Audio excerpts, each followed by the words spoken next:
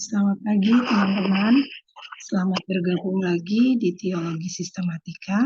Kita mengucap syukur atas waktu yang Tuhan berikan untuk kita sama-sama belajar akan kebenaran firman Tuhan. Sebelum kita memulai, kita akan berdoa bersama-sama. Terima kasih Tuhan Yesus yang baik, terima kasih Tuhan Yesus atas hari yang baru ini Tuhan Engkau berikan buat kami. Kami bersyukur atas kebaikan dan kemurahan-Mu yang luar biasa buat kami. Anugerah-Mu yang begitu besar dan melimpah buat kehidupan kami. Terima kasih Tuhan, terima kasih.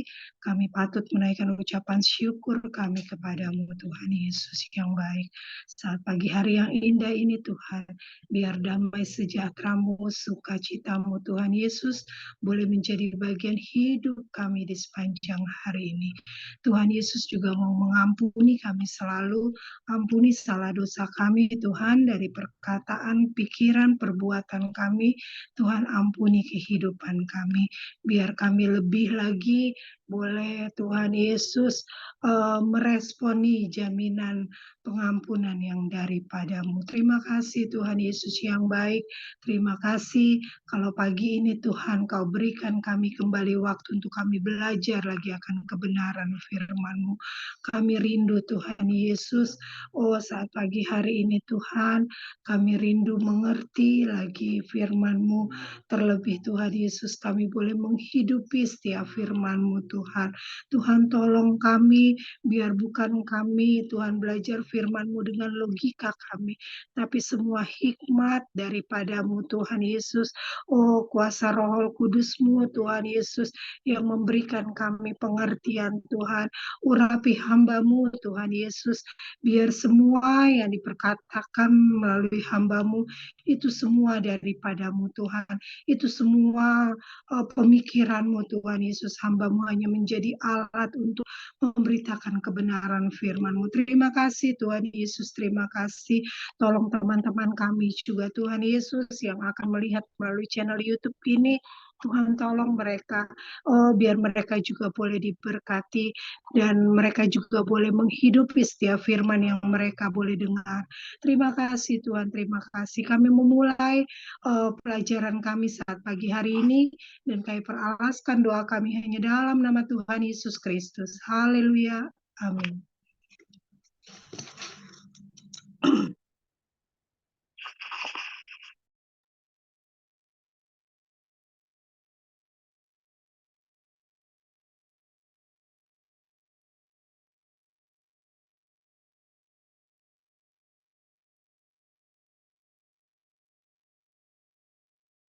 Puji Tuhan, kita bersyukur pagi hari ini belajar firman Tuhan di pagi yang indah ini.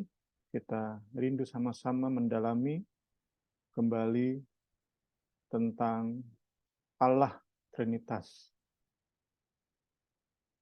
Kiranya memperluas pemahaman kita tentang kebenaran firman, memperdalam cinta kita pada Allah yang kita sembah dalam nama Yesus Kristus. Puji Tuhan. Kita pagi hari ini mau fokus pada sejarah perumusan doktrin Trinitas. Sejarah perumusan doktrin Trinitas.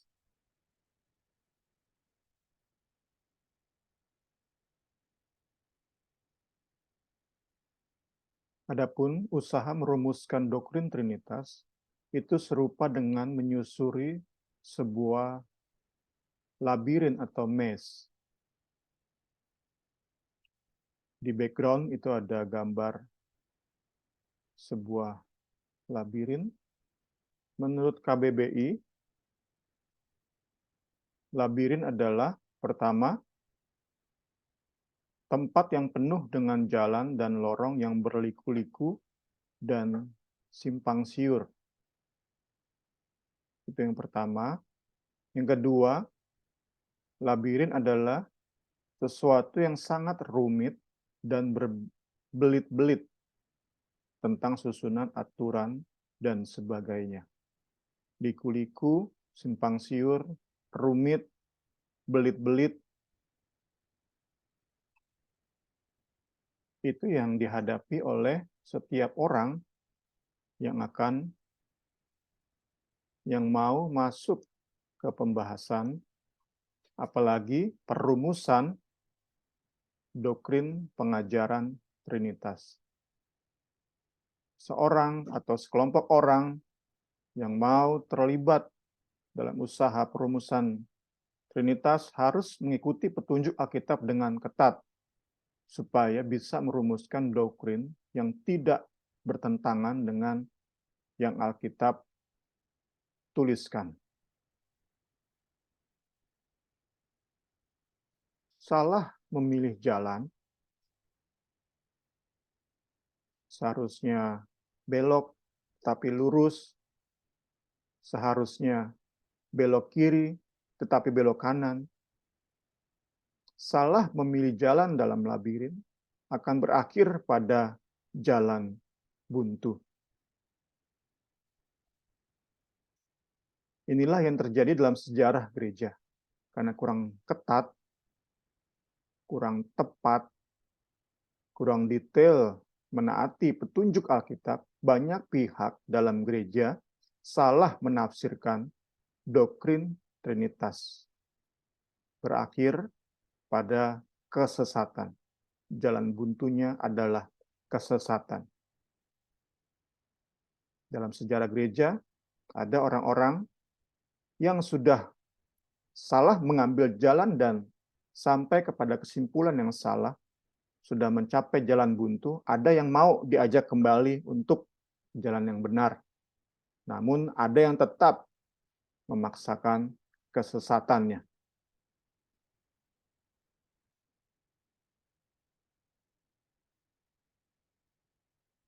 Untuk kita ketahui bersama bahwa pada abad pertama,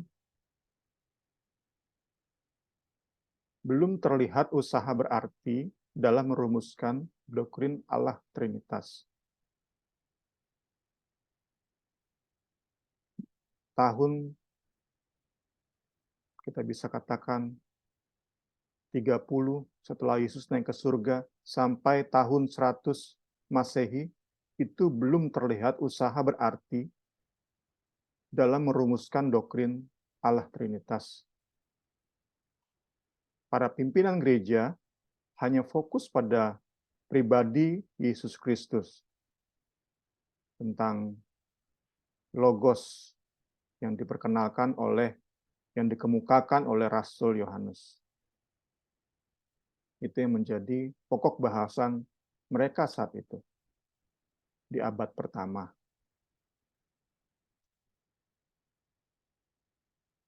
Pada abad kedua, bapak-bapak gereja belum juga merumuskan secara jelas, gamblang, siapa itu Yesus Kristus dalam konteks kealahan dan kemanusiaannya.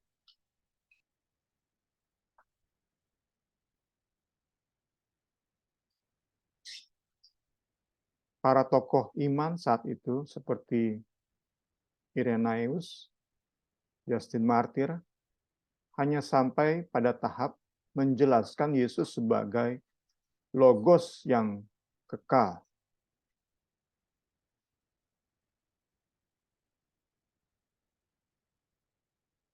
Pada masa pelayanan mereka, konsep logos dimengerti sebagai sebuah kuasa atau atribut ilahi, atribut dari Allah Israel, Allah yang Esa. Kuasa atau atribut tersebut berdiam di dalam Yesus Kristus.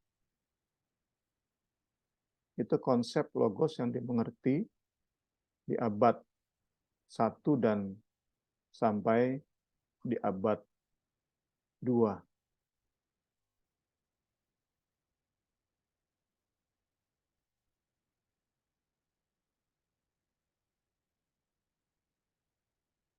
Pada abad kedua, logos sudah dijelaskan bahwa ia berpribadi dan kekal. Yesus Kristus tentu satu pribadi, punya kehendak, punya pemikiran, bukan hanya sebuah kuasa, apalagi sebuah benda, sebuah objek yang tanpa pemikiran, tanpa kehendak, bukan. Para pimpinan gereja sudah mengerti bahwa Logos berpribadi dan juga kekal. Namun dalam hubungannya dengan Bapa, dengan Allah Bapa, Logos belum dirumuskan secara gamblang atau jelas.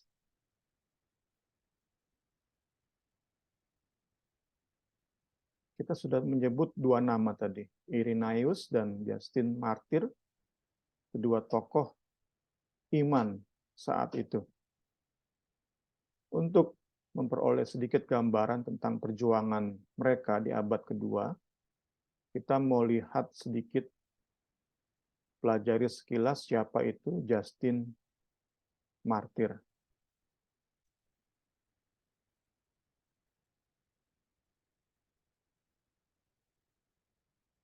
Ia seorang filsuf yang menjadi percaya di usia kurang lebih 30 tahun. Pengajaran Yesus Kristus memberi kepuasan bagi jiwanya. Setelah sebelumnya ia sempat mempelajari filsafat Stoik, Pitagoras, dan terakhir Plato. Namun filsafat-filsafat lain itu ia dapati tidak memuaskan jiwanya.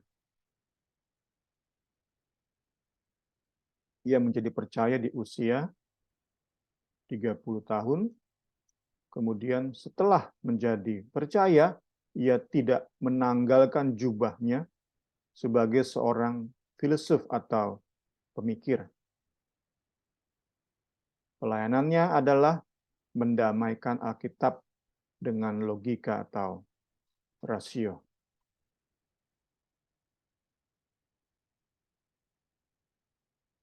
Sejarah mencatat bahwa ia mengirim 2 surat ke masing-masing kaisar. Ada 2 kaisar, ia kirimkan surat. Dalam surat-suratnya tersebut, ia memberikan pembelaan iman Kristen, apologet. Yang pertama kepada Kaisar Antonius Pius, yang kedua kepada Kaisar Marcus Aurelius. Kedua surat kurang lebih bertujuan sama, meminimalkan curigaan dan kebencian dari Kaisar Roma terhadap kekristenan. Sudah kita pahami bersama bahwa sejak abad pertama, Romawi terus menganiaya kekristenan. Justin Martyr berusaha meminimalkan, mengurangi kebencian para kaisar Roma terhadap kekristenan. Dengan suratnya ini, pembelaan iman. Menjelaskan iman Kristen yang berbeda dengan bentuk-bentuk penyembahan berhala.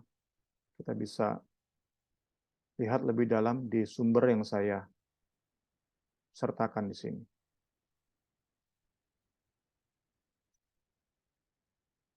Namun nampaknya Tuhan Yesus berkehendak lain atas hidup Justin. 4 tahun setelah menulis surat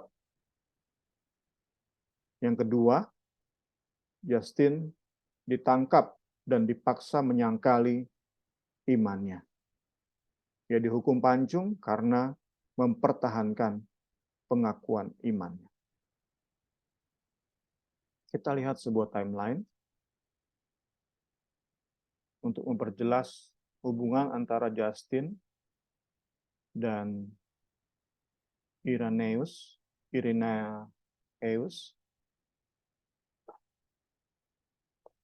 Tahun 30 itu penyaliban Tuhan Yesus dan ketuhanan Roh Kudus di loteng Yerusalem. Tahun 65 Masehi, Petrus dan Paulus dihukum mati dengan caranya masing-masing. tahun 70, Jenderal Titus menghancurkan Yerusalem. Ini terjadi pembantaian atas penduduk Yerusalem. Tahun 100 Justin Martyr lahir,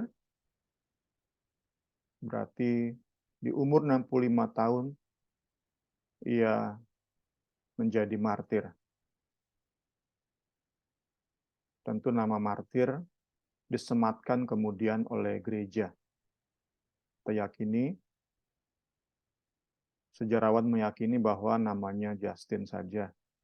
Ditambahkan martir setelah ia mati sebagai martir di tahun 165.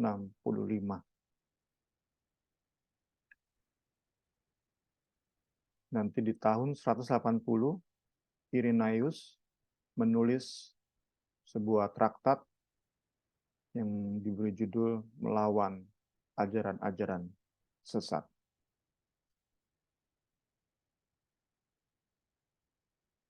Jadi kita bisa katakan bahwa sama dengan Justin Martyr yang melayani gereja lewat pemaparan Alkitab yang serasional mungkin, demikianlah Irenaeus. Kalau kita lihat sejarah, pelajari sejarah para tokoh gereja, keduanya berjuang di dunia filsafat. Mereka memaparkan Alkitab serasional mungkin. Perbedaannya adalah bahwa Irenaeus lebih terpanggil melawan ajaran sesat di dalam gereja. Karena itu dapat kita simpulkan, Justin lebih condong keluar pelayanannya eksternal, sedangkan Irenaeus lebih terbeban terhadap pelayanan internal. Kita masuk ke bagian berikutnya, Irenaeus melawan Gnostik. Dapat dikatakan, salah tulis di sini, bahwa gereja memasuki labirin doktrin Trinitas melalui kaki Irenaeus. Dan ini terjadi di akhir abad kedua. Jadi abad pertama sampai mendekati akhir abad kedua, itu gereja tidak diperlengkapi, tidak diajari tentang doktrin Trinitas yang gamblang, yang jelas. Ia seorang pemimpin gereja di Lyons, Prancis. Ia murid dari Polikarpus, cucu murid dari Rasul Yohanes. Jadi begitu dekat dia dengan pelayanan apostolik. Ia memulai perdebatan melawan aliran Gnostik di akhir abad kedua. Ia dikenal karena argumen-argumennya melawan aliran Gnostik. Ia membawa gereja ke arah positif dengan menegaskan keesaan Allah pencipta langit dan bumi. Komitmennya terhadap monoteisme melindungi gereja dari mengambil jalan yang salah. Jadi saat ada dua belokan di dalam labirin, seperti gambarannya adalah Irenaeus sudah beri tanda. Jalan ini menuju politeisme. Jangan ambil jalan ini. Ambil jalan ini aja. Jalan ini menuju monoteisme.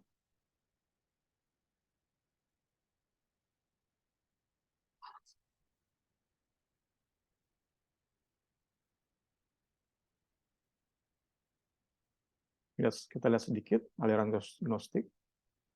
Adapun aliran Gnostik terus berspekulasi tentang keberadaan Kristus dan hubungannya dengan Bapa. Beberapa tokoh aliran ini menempatkan Yesus sepadan dengan Pantheon of Ions dalam aliran mereka. Jadi seperti mereka punya pemahaman sendiri, agama sendiri, tetapi bisa masuk ke dalam gereja. Mungkin gambaran sekarang adalah ada pemahaman semangat berpikir positif, berkata-kata positif.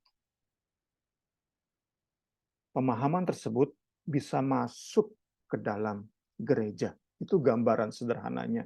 Bagaimana aliran gnostik ini bisa masuk ke dalam gereja dan dipercaya oleh banyak orang. Bukan sedikit orang yang percaya pada aliran ini. Bagaimana mereka menafsirkan tentang Yesus dan Bapa. Yesus hanya digambarkan sebagai roh pengantara antara bumi dengan yang bersifat ilahi. Tentu dengan pemahaman ini, Yesus bukanlah Allah. Dia hanya pengantara antara Bapa dengan manusia.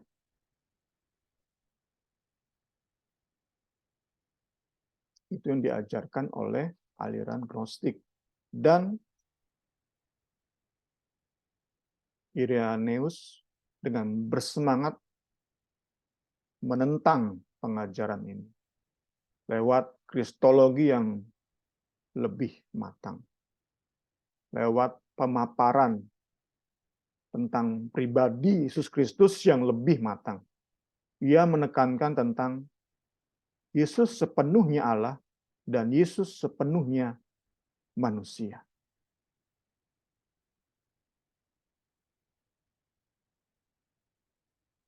Dua kalimat yang penting, krusial dari Irenaeus adalah Filius de filius hominis factus.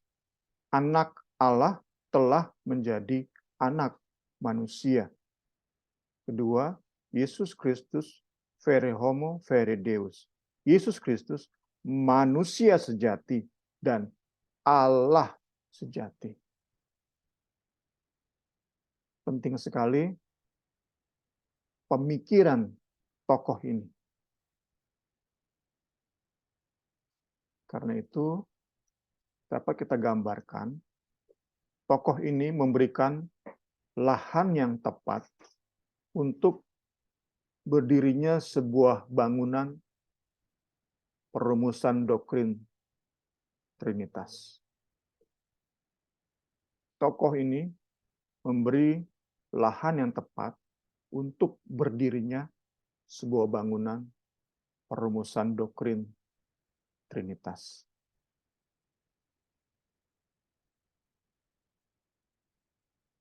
Namun demikian, dalam konteks hubungan Yesus dengan Bapa, ternyata pengajaran Irenaeus belum masuk ke pembahasan ontologis. Berhenti masih di pembahasan ekonomis.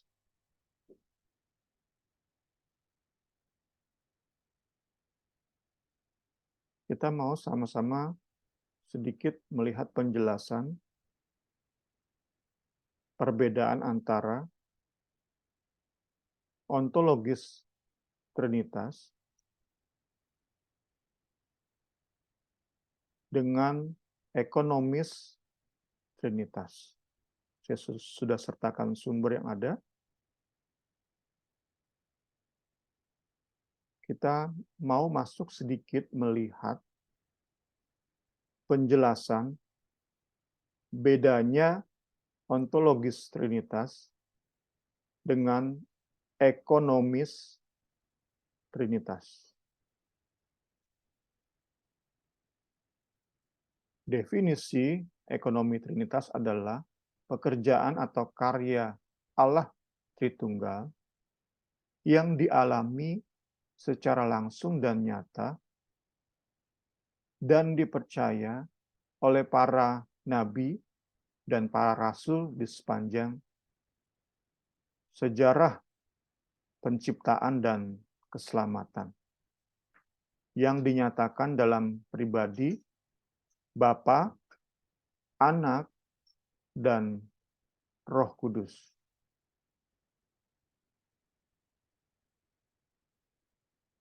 Sekali lagi kita sedang melihat perbedaan antara ontologis Trinitas dengan ekonomis Trinitas. Kita sudah lihat definisi ekonomis Trinitas, sedangkan ontologi Trinitas yaitu hubungan antara Bapa, Yesus, dan Roh Kudus yang bersifat metafisika.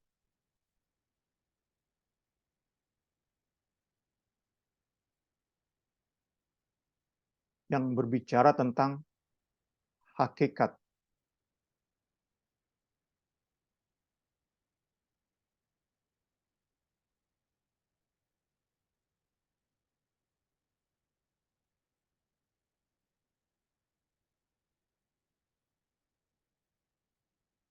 Saat definisi atau ekonomis Trinitas itu dinyatakan cukup gamblang dalam Alkitab, maka ontologis Trinitas itu tidak dinyatakan secara eksplisit dalam Alkitab. Jadi hanya implisit. Sekali lagi, saat ekonomis Trinitas dinyatakan secara gamblang, secara eksplisit dalam Alkitab, khususnya tentu Perjanjian Baru, dinyatakan secara gamblang, jelas, eksplisit, itu ekonomis Trinitas. Sedangkan ontologis Trinitas itu secara implisit dinyatakan oleh Alkitab.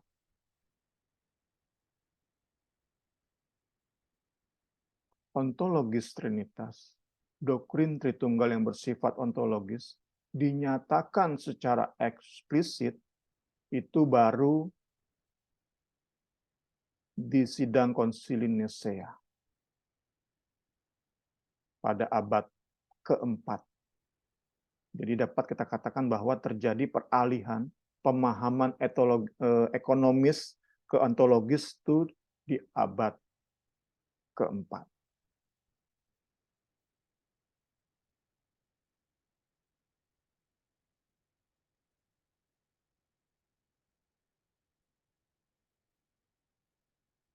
Ontologis Trinitas, ini kesimpulannya, berbicara tentang apakah Allah itu, what God is, sehingga berkenaan dengan hakikatnya. Ini bersifat metafisika, melampaui hal-hal fisik. Nggak mungkin kita selidiki, pahami secara tuntas. Manusia yang bersifat fisik ini tidak mungkin memahami secara tuntas hakikat Allah ini, termasuk tentang ontologis Trinitasnya. Logika manusia tidak mungkin mengerti secara tuntas. Karena logika sederhananya adalah saat pemikiran kita nyampe untuk menjelaskan secara tuntas tentang Allah, Allah itu sudah menjadi bukan Allah lagi, bisa kita jadikan objek. Allah dalam keadaannya sebagai Allah, dalam hakikatnya sebagai Allah, memang melampaui logika kita. Itu ontologis Trinitas. Sedangkan ekonomis Trinitas adalah apa yang Allah Tritunggal kerjakan. What God does. Dan itu kita lihat banyak dalam Alkitab. Bapa bekerja. Bapa berkarya bagi umatnya. Yesus Kristus jadi manusia. Berkorban bagi manusia. Itu nyata dalam Alkitab. Eksplisit. Demikianlah pekerjaan Roh Kudus. Menyertai, membimbing umatnya, umat Allah. Itu pun eksplisit, jelas dalam Alkitab. Jadi, ekonomis Trinitas itu lebih mudah kita mengerti, lebih mudah kita pahami. Karena itu karya Allah yang bisa kita nikmati. karya Allah Trinitas yang bisa kita nikmati. Tetapi saat kita bicara tentang hakikat keberadaan Allah secara ontologis, itu yang banyak kali sulit kita mengerti. Itu yang membuat kita amat sangat perlu dasar Alkitab untuk menghindarkan logika kita nyasar kemana-mana. Perlu mengikuti petunjuk Alkitab secara ketat. Kita break sebentar.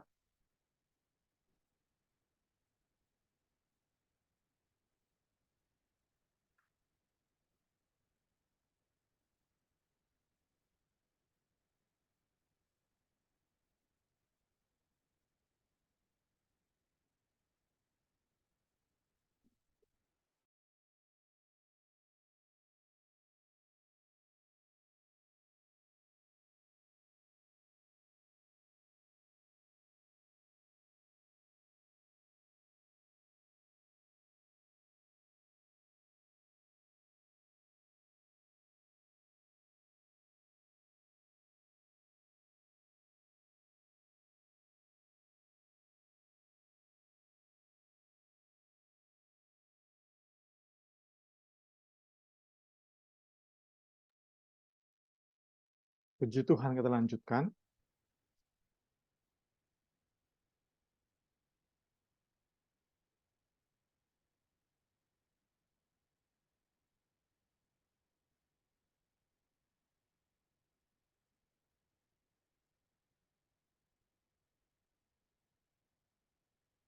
Kita masuk ke tokoh selanjutnya, Tertullian.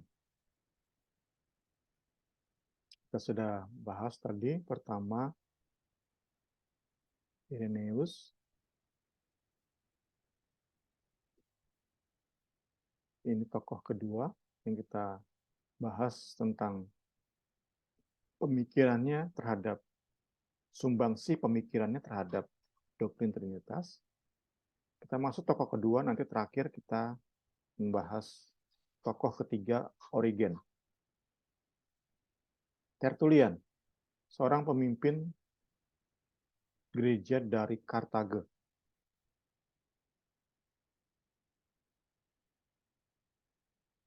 Sekarang negara Tunisia.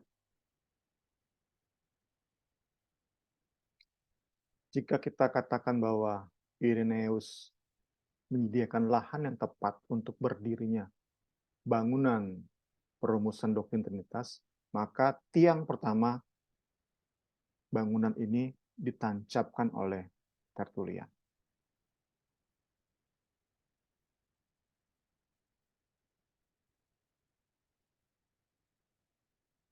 Ya, sekali lagi, mereka ini orang-orang pemikir, kita kenal dengan istilah filsuf, akademisi,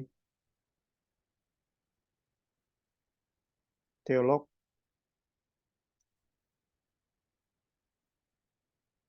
Para tokoh ini sudah tingkat profesor. Tertullian terkenal dengan traktatnya melawan Prakses. Traktat yang tebalnya 50 halaman. Traktat singkat ini ia tulis untuk melawan pemahaman monarkisme. Ya, dari kata monarki kita tahu kerajaan.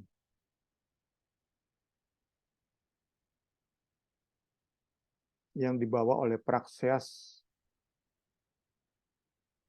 ke gereja Roma.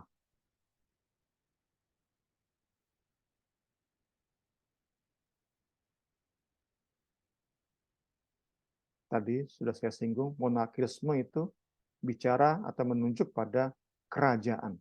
Demikianlah pemahaman ini mengajarkan bahwa Allah itu tunggal, bukan esa. Jadi hanya ada satu Allah, tunggal. Dengan demikian, ajaran ini menyangkali kealahan Yesus Kristus dan Roh Kudus. Serupa dengan Gnostik tadi, Yesus Kristus itu bukan Allah, tapi keberadaannya di bawah Allah.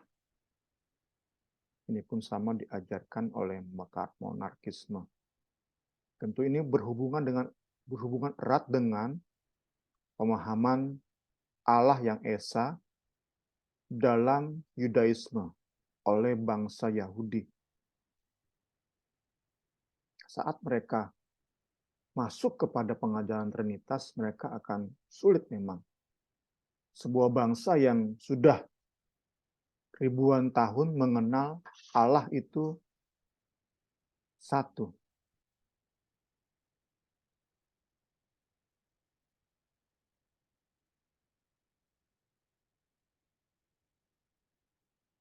Sedikit menambahkan apa yang menjadi catatan sejarah, bahwa apa yang dilakukan oleh Tertullian ini dapat dikatakan terlambat, atau sedikit terlambat, atau mungkin bahkan banyak terlambat.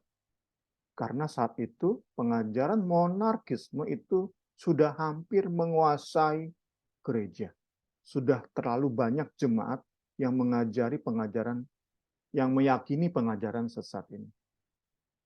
Mengapa? Tadi pertama, pengaruh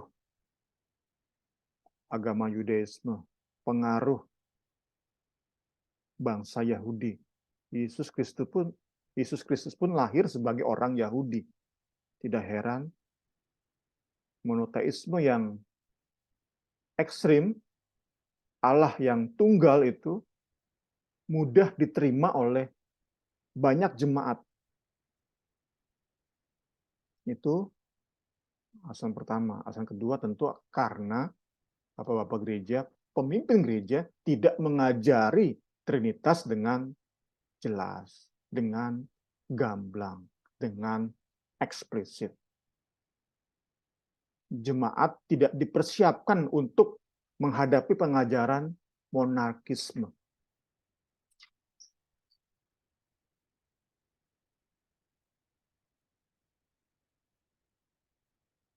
Ya, sejarah kurang baik ini memberi kita pelajaran untuk kita terus giat melakukan Bible study, pendalaman Alkitab, PA.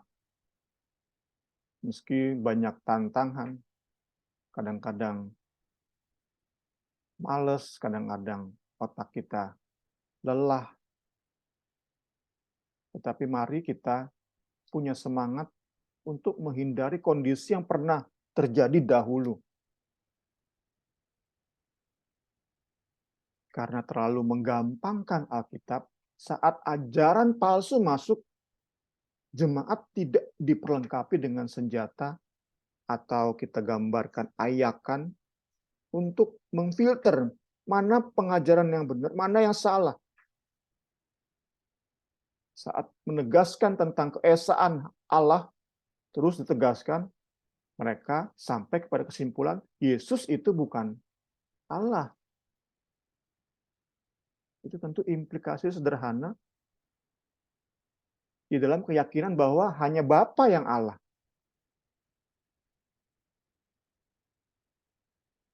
Sekali lagi, untuk menghindari hal-hal semacam itu, kita terus bersemangat melakukan Bible study. Kita rindu lebih dalam lagi mengenal kebenaran firman Tuhan. Saat masuk ke dalam sesuatu yang lebih dalam, itu terkadang atau seringkali lebih rumit, memaksa kita berpikir lebih keras. Ya, doa kita bersama supaya terus kita bersemangat dan semangat kita dapat menular kepada saudara seiman. Puji Tuhan. Kita lanjut ke pembahasan inti kita.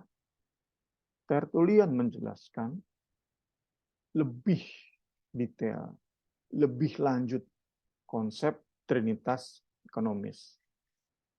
Sekali lagi, masih ke tahap ekonomis Trinitas atau Trinitas ekonomis.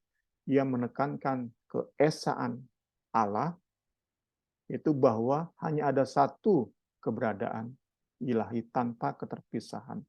Tetapi terdapat distribusi fungsi dan kejelasan pribadi-pribadi di dalam Allah tersebut. Saat kita lihat atau dengar kata fungsi, itu tentu menunjuk kepada kembali peran atau sesuatu yang bersifat ekonomis.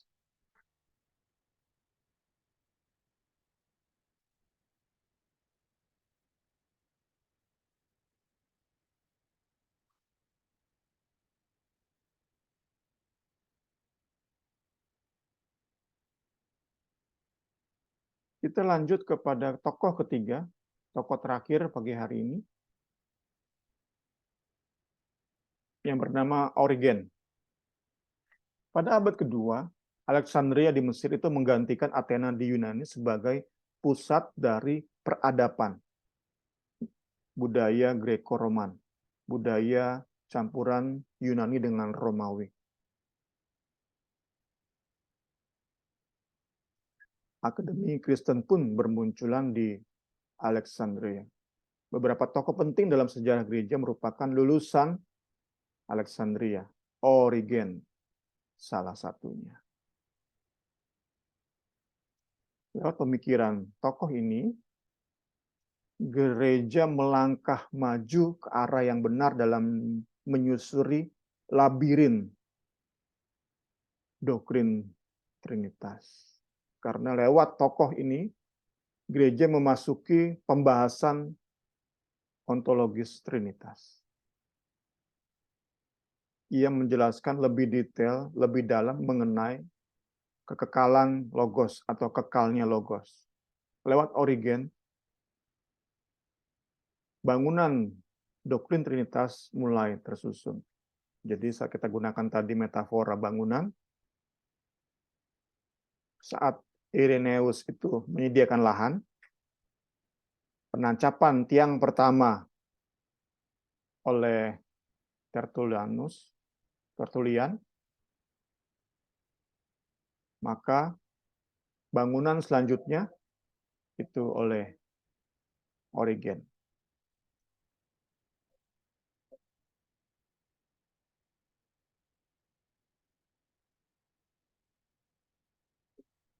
Origen pun menentang doktrin monarkisme yang disebut juga Unitarian. Origen mengajukan doktrin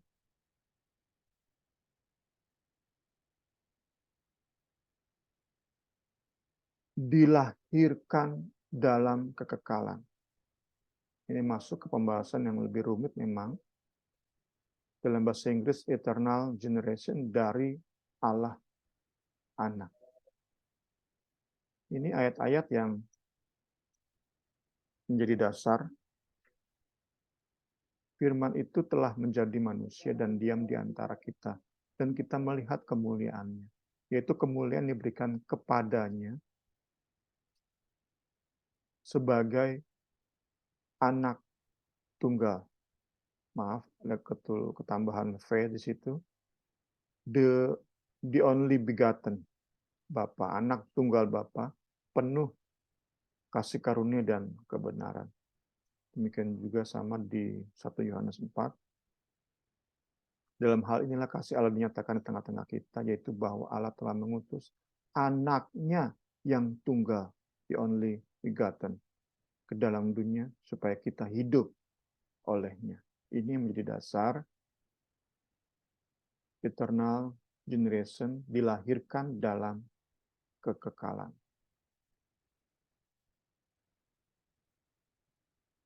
Menurut Origen, Allah Bapa memperanakan Allah Anak dalam kekekalan.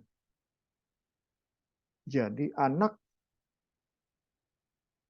bukanlah ciptaan yang sebelumnya tidak ada, kemudian menjadi ada. Itu kan Adam dan Hawa seperti itu, ciptaan. Tetapi Yesus Kristus, Allah Anak, bukanlah ciptaan. Bapa dan anak sama-sama kekal. Anak satu hakikat dengan Bapa. Anak adalah Allah. Ini dirumuskan, ini merupakan pemikiran dari Origen, sebuah pemikiran yang benar-benar menjadi modal kuat untuk nanti di konsili Nisea di abad keempat dirumuskanlah Trinitas dengan gamblang, termasuk ontologis Trinitas. Puji Tuhan, puji Tuhan. Kita bersyukur punya tokoh-tokoh seperti ini.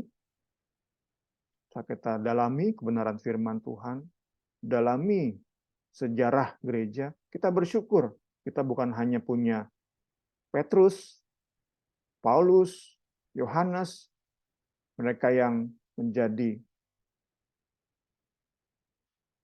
rasul dan kemudian mati martir bagi kita, bagi gereja, untuk gereja bertumbuh secara signifikan saat itu. Tetapi kita pun punya tokoh-tokoh ini.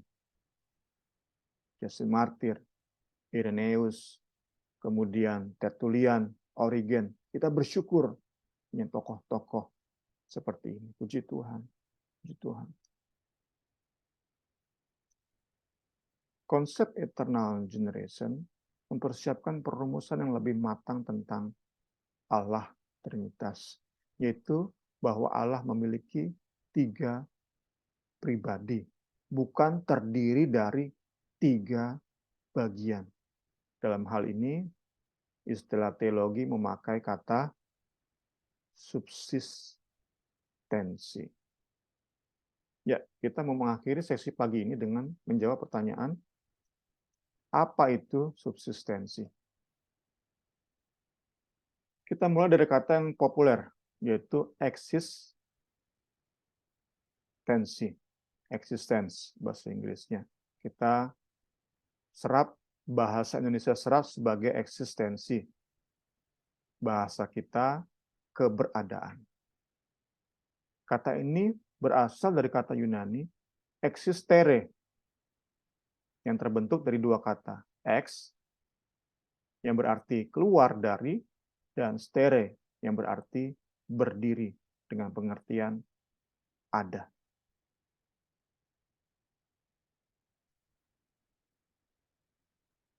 Jadi, arti existere adalah sesuatu yang keluar dari suatu keberadaan. Pengertian ini berlaku bagi semua ciptaan. Kita ini ada sekarang, itu karena dari sesuatu. Yang jelas dari ibu kita, dari bapak kita. Tapi kita percaya itu semua dimulai dari Taman Eden, Allah yang menciptakan manusia. Keluar dari sebuah keberadaan. Sedangkan Allah tidak demikian.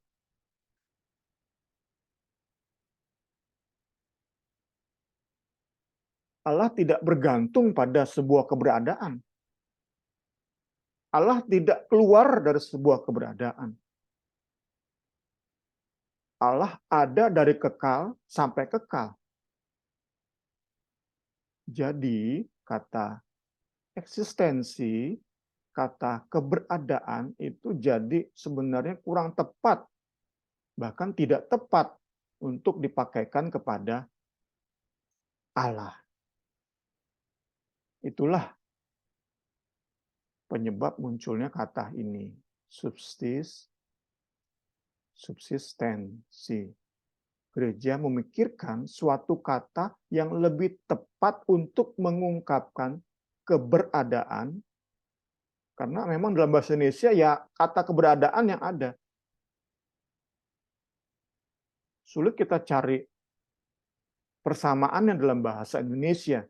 Kita paling-paling bisa menyebutnya adalah sub keberadaan.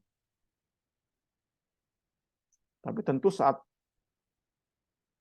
terus-menerus gunakan itu, ujung-ujungnya nanti hilang subnya itu. Tinggal keberadaan 3 pribadi di dalam Godhead, kealahan. Karena 3 pribadi ini berada di bawah atau di balik Allah yang Esa itu, maka gereja memakai istilah subsistensis. Subsistensi. Eksistensi atau keberadaan kurang tepat, kita atau gereja memilih kata sub keberadaan. Subsistensi. Kiranya memperlengkapi pemahaman kita tentang Allah Trinitas. Slide terakhir, saat kita berpikir bahwa Allah itu tunggal, maka kita diingatkan bahwa ia memiliki 3 sub keberadaan. Sumber kita ini memakai kata ini kan, sub keberadaan, subsistensi di dalamnya.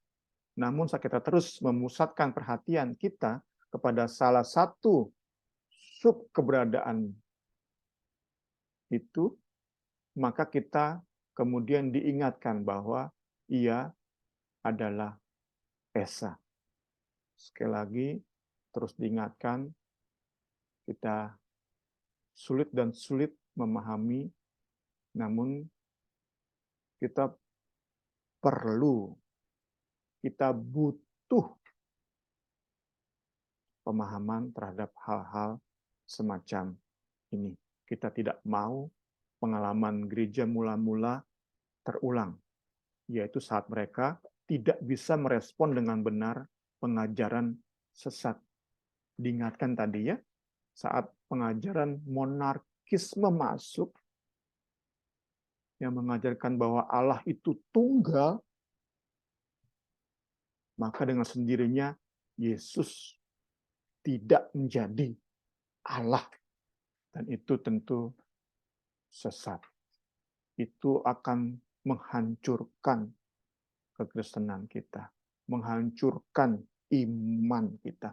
Karena itu, mari tetap menjadi ajakan kita bersama untuk tidak menjadi lelah, terus bersemangat mendalami kebenaran-kebenaran Alkitab. Tentu apa yang saya sampaikan tidak begitu dalam. Untuk yang lebih dalam bisa lihat di sumber-sumber yang saya sudah cantumkan. Bisa lihat juga di YouTube dengan tokoh-tokoh pendidik, pemikir, Pak Muriwali, Pak Deki, Pak Isra Soruh.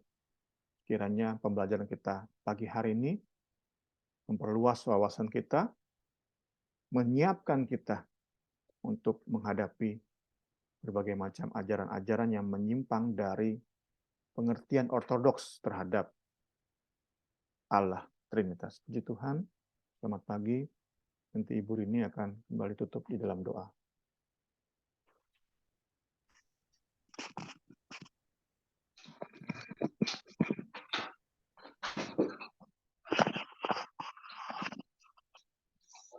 Mari kita sama-sama berdoa. Terima kasih Tuhan Yesus, terima kasih atas kebaikan-Mu Tuhan. Kalau kami sudah belajar Tuhan Yesus, memang secara pemikiran kami sulit kami pahami Tuhan, tapi kami percaya Tuhan Yesus, Engkau memberikan kami kemampuan. Oh Tuhan Yesus, Allah Roh Kudus memberikan kami pengertian Tuhan, biar Tuhan Yesus kami tidak salah mengerti akan keberadaan-Mu, Tuhan Yesus. Tuhan tolong kami, biar kami lebih lagi sungguh-sungguh Tuhan, belajar akan ketrinitasan-Mu dalam kehidupan kami Tuhan Yesus, biar lebih hari kami lebih mengerti keberadaan-Mu Tuhan. Mungkin secara pemikiran kami sulit memahami, tapi kami yakin dan percaya kalau Engkau berikan kami Tuhan Yesus kemampuan pemahaman Tuhan, biar Tuhan Yesus kami lebih lagi mengerti Tuhan Yesus. Tuhan tolong kami, berikan kami selalu semangat Tuhan Yesus untuk kami terus belajar akan firman-Mu ini Tuhan Yesus. Tolong juga Tuhan, melalui channel YouTube ini kami percaya orang lain yang melihat boleh diberkati. Pakai terus hamba-Mu Tuhan Yesus, lebih hari lebih luar biasa dalam melayani Engkau, biar semua hikmat urapan hanya daripada-Mu Tuhan Yesus. Kami mengucap syukur saat pagi hari yang indah ini Tuhan. Kami serahkan sepanjang hari ini ke dalam tangan-Mu dan Kami peralaskan doa kami hanya dalam nama Tuhan Yesus Kristus. Haleluya. Amin.